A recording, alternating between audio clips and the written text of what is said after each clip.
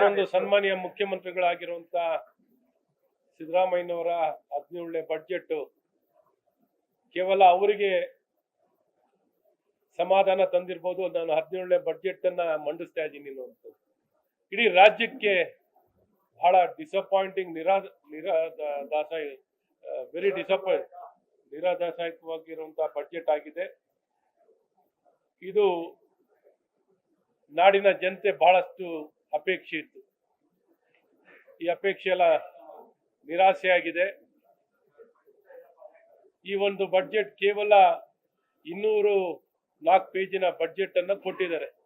ಒಂದು ಏನು ಡೀಟೇಲಿಂಗ್ ಸವಿಸ್ತಾರವಾಗಿದೆ, ಆದರೆ ಅಲ್ಲೇನು ಅಂಶಗಳಿಲ್ಲ, ಅದರಲ್ಲಿ ಏನೋ ಒಂದು ಭರವಸೆಗಳಿಲ್ಲ. ಕೇವಲ ಬಹಳ ಉದ್ದ ಬಡ್ಜೆಟಿನ ಭಾಷಣವಾಗಿದೆ ಹೊರತು ನಾಡಿನ ಜನತೆಗೆ ಅನುಕೂಲಕರವಾಗಿರುವಂತ ಒಂದು ಬಡ್ಜೆಟ್ ಆಗಿಲ್ಲ. ಹಾಗಾಗಿ ಟೋಟಲಿ ಡಿಸಪಾಯಿಂಟಿಂಗ್ ಬಡ್ಜೆಟ್ ಆಗಿರುವಂತದ್ದಿದೆ. ಈ ಒಂದು ಬಡ್ಜೆಟ್ ಎಲ್ಲೂ ಒಂದು ಭರವಸೆದಾಯಕವಾಗಿಲ್ಲ. ಗುಣಮಟ್ಟದ ಶಿಕ್ಷಣ ಕೊಡ್ಲಿಕ್ಕಾಗ್ಲಿ, ಒಂದು ಗುಣಮಟ್ಟದ ಆರೋಗ್ಯ ಸೇವೆಗಳಾಗ್ಲಿ, ಒಬ್ಬ ರೈತರ ಪರವಾಗಲಿ, ದೀನ ದಲಿತರ ಪರವಾಗಲಿ, ಯಾವುದೇ ಒಂದು ಕ್ಷೇತ್ರಕ್ಕೂ ಅನುಕೂಲಕರವಾಗಿರುವಂತ ಬಡ್ಜೆಟ್ ಅಲ್ಲ ಅನ್ನುವಂಥದ್ದು ಬಹಳ ಸ್ಪಷ್ಟವಾಗಿ ಈ ಬಡ್ಜೆಟ್ ಒಂದು ನಿರಾದಾಯಕವಾಗಿದೆ, ನಿರಾಸೆಯನ್ನ ಹುಟ್ಟಿಸಿದೆ ಅನ್ನುವಂಥದ್ದನ್ನ ಬಹಳ ಸ್ಪಷ್ಟವಾಗಿ ಹೇಳಕ್ಕೆ ಇಷ್ಟಪಡ್ತೀನಿ. ದಾಖಲೆ ಬಜೆಟ್ ಮಂಡಿಸಿದ್ದಾರೆ, ಹೊಸ ಬಜೆಟ್ ಮಂಡಿಸಿದ್ದಾರೆ, 3 ಬಾರಿ ಕೋಟ ಮಾಡಿದ್ದಾರೆ. ಖಂಡಿತ ಕೋಟಿ ಕೋಟ ಆಗಿದೆ, 94,000 ವಿದ್ಯೆ ಕೋಟ ಆಗಿದೆ. 3 ವರ್ಷ ನಿರಂತರ ಆರ್ಥಿಕ ತಜ್ಞರು, ದಾಖಲೆ ಶೂರರು ಸಿದ್ದರಾಮಯ್ಯನವರಿಂದ 3ನೇ ಹ್ಯಾಟ್ರಿಕ್ ದಾಖಲೆಯ ಹೊಸ ಬಜೆಟ್ ಮಂಡಿಸಿದ್ದಾರೆ. ಖಂಡಿತ ಈ ರೆವಿನ್ಯೂ ಡೆಫಿಸಿಟ್ ಒಬ್ರು ಆರ್ಥಿಕ ಸಚಿವರಾಗಿ ಬಹಳಷ್ಟು ಅನುಭವಿಗಳಾಗಿರುವಂತರು ರೆವಿನ್ಯೂ ಡೆಫಿಸಿಟ್ ಬಡ್ಜೆಟ್ ಅನ್ನ ಮಂಡಿಸ್ತಿರೋದು ನಿಜಕ್ಕೂ ನಿರಾದಾಯಕವಾಗಿದೆ. Very disappointing. ರೆವಿನ್ಯೂ ಡೆಫಿಸಿಟ್ ಇರುವಂತದ್ದಿದೆ ಮತ್ತು ಸಾಲ ಒಂದು ರೆಕಾರ್ಡ್ ಏನಂದ್ರೆ ಬರೀ 4 ಈ ಕಾಂಗ್ರೆಸ್ ಸರ್ಕಾರ ಅಧಿಕಾರಕ್ಕೆ ಬಂದ ದಿನದಿಂದಲೂ ಅವಧಿಯಿಂದಲೂ 4,40,000 ಕೋಟಿಯಷ್ಟು ಸಾಲವನ್ನ ತಗೊಂಡಿರುವಂತದ್ದಿದೆ. ಒಟ್ಟು ಇವರು ಬರೀ ಕೇವಲ 3 ವರ್ಷ ಅಧಿಕಾರದಲ್ಲಿದ್ದೇ ಹೆಚ್ಚು ಸಾಲ ಈ ರಾಜ್ಯದಲ್ಲಿ 55% ಹೆಚ್ಚು ಈ ರಾಜ್ಯದ ಮೇಲೆ ಸಾಲದ ಹೊರೆಯನ್ನು ಹೆಚ್ಚಿಸಿರುವಂತದ್ದು ಈ ಕಾಂಗ್ರೆಸ್ ಸರ್ಕಾರವಾಗಿದೆ. ಹಾಗಾಗಿ ಬರೀ ಸಾಲದ ಬಡ್ಜೆಟ್ ಆಗಿದೆ ಹೊರತು ರೆವಿನ್ಯೂ ಡೆಫಿಸಿಟ್ ಬಡ್ಜೆಟ್ ಆಗಿದೆ. ಏನು ಪ್ರಗತಿ ಪರವಾಗಿ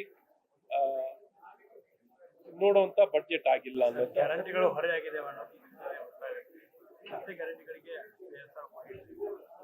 ಪರಿಷ್ಕರಣೆ ಆಗಬೇಕು ಅಂತಾರೆ ಮತ್ತೆ ಅವುಗಳಲ್ಲಿ ಇವತ್ತು ನೋಡಿ,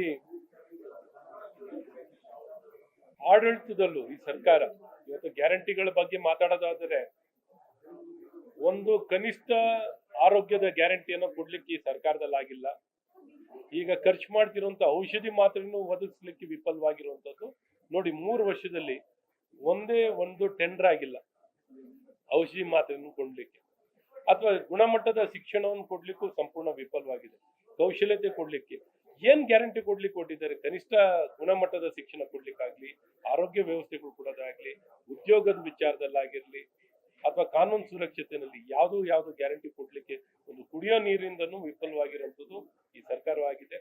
ಹಾಗಾಗಿ ಗ್ಯಾರಂಟಿ ಅನ್ನುವಂತ ಹೆಸರಿನಲ್ಲಿ ಕೆಲವು ಯೋಜನೆಗಳನ್ನ ಕೊಟ್ಟು ಇನ್ನು ಮಿಕ್ಕ ಉಳಿದ ಎಲ್ಲ ಇಲಾಖೆಗಳಲ್ಲೂ ಸಮಾಜ ಕಲ್ಯಾಣ ಇಲಾಖೆಯಿಂದ ಹಿಡಿದು ನೀವು ನೀರಾವರಿಯಿಂದ ಹಿಡಿದು ಎಲ್ಲದರಲ್ಲೂ ವಿಫಲವಾಗಿರುವಂಥದ್ದು ಬಹಳ ಸ್ಪಷ್ಟವಾಗಿ ವ್ಯಕ್ತ ಆಗ್ತದೆ.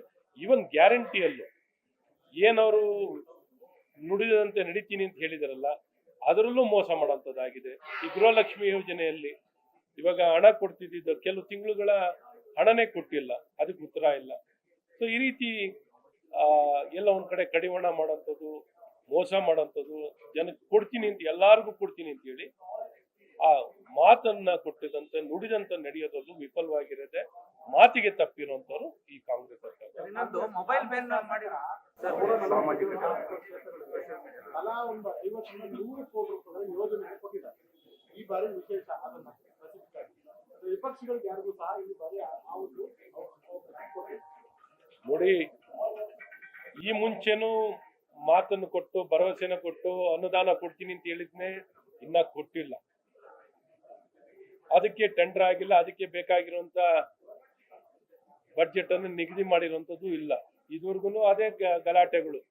ಅದು ಗ್ರಾಮೀಣಾಭಿವೃದ್ಧಿ ಇಲಾಖೆನಲ್ಲಾಗಿರ್ಲಿ, PWD-ನಲ್ಲಾಗ್ಲಿ, ಬೇರೆ ಬೇರೆ ಇಲಾಖೆನಲ್ಲಿ ಏನ್ ಮಾತನ್ನು ಕೊಟ್ಟಿದ್ರು ಅದನ್ನು ಉಳಿಸ್ಕೊಳ್ಳುವಂಥದ್ದು ಈ ಸರ್ಕಾರದಿಂದ ಆಗಿಲ್ಲ. ಈ ಬಾರಿ ಬರೀ ಕಳೆದ ಬಾರಿನೂ ತಾರತಮ್ಯನೇ, ಬರೀ ಕೇವಲ ಕಾಂಗ್ರೆಸ್ ಶಾಸಕರಿಗೇನೆ ಅನುದಾನ ಹೆಚ್ಚಾಗಿ ಕೊಡುವಂಥದ್ದು, ಅವ್ರಿಗೆ ಆದ್ಯತೆ ಕೊಡುವಂಥದ್ದು, ಈ ತಾರತಮ್ಯವನ್ನ ಈ ನಾಡಿನ ಈ ರಾಜ್ಯದ ಕಾಂಗ್ರೆಸ್ ಸರ್ಕಾರ ಮಾಡ್ತಿದೆ. ಅದೇ ರೀತಿ ಈ ಬಾರಿನೂ 100 ಕೋಟಿ 200 ಕೋಟಿ ಅಂತ ಹೇಳ್ಕೊಂಡಿರ್ಬೋದೇ ಹೊರತು ಅದನ್ನ ಖಂಡಿತ ಅನುಷ್ಠಾನ ಆಗೋದ್ರಲ್ಲಿ, ಅದನ್ನ ಕಾರ್ಯರೂಪಕ್ಕೆ ಖಂಡಿತ ಇವ್ರು ತರೋಲ್ಲ. ಇವ್ರ ಹತ್ರ ಈಗಾಗ್ಲೇ ಸಂಬಳ ಕೊಡ್ಲಿಕ್ಕೂ ಹಣ ಇಲ್ಲ. ಇವ್ರ ಹತ್ರ ಸಂಬಳ ಕೊಡ್ಲಿಕ್ಕೂ ಹಣ ಇಲ್ದೇದವ್ರ ಹತ್ರ, ಔಷಧಿ ಮಾತ್ರೆ ಕೊಡ್ಲಿಕ್ಕೂ ಹಣ ಇಲ್ದೇದವ್ರ ಹತ್ರ ನೀವು ಏನನ್ನು ಬಯಸ್ಬೋದು, ಏನನ್ನು ಬಯಸ್ಲಿಕ್ಕೆ ಆಗಲ್ಲ ಅನ್ನುವಂಥದ್ದು ಬಹಳ ಸ್ಪಷ್ಟವಾಗಿ ಹೇಳಕ್ಕೆ ಇಷ್ಟ. ಇನ್ನೊಂದು, ಈ 16 ವರ್ಷದ ಮಕ್ಕಳಿಗೆ ಮೊಬೈಲ್ ಬ್ಯಾನ್ ಮಾಡಿರುವಂತದ್ದು, ಇದು ಬರೀ ಒಂದು ಹೇಳಿಕೆಯ ಮಾತಾಗಿರುತ್ತದೆ. ಇದು ಒಳ್ಳೇದು. ಏನೊಂದು ಸೋಷಿಯಲ್ ಮೀಡಿಯಾವನ್ನ ನಿಷೇಧಿಸೋದು, 16 ವಯಸ್ಸಿನಕ್ಕಿಂತ ಕಮ್ಮಿ ಇರುವಂತ ವಯಸ್ಸಿನ ಮಕ್ಕಳ ಮೇಲೆ ಮಕ್ಕಳಿಗೆ ಸೋಷಿಯಲ್ ಮೀಡಿಯಾ ನಿಷೇಧಿಸೋದು ಒಳ್ಳೇದೇ, ಅದನ್ನು ಸ್ವಾಗತಿಸ್ತೀವಿ.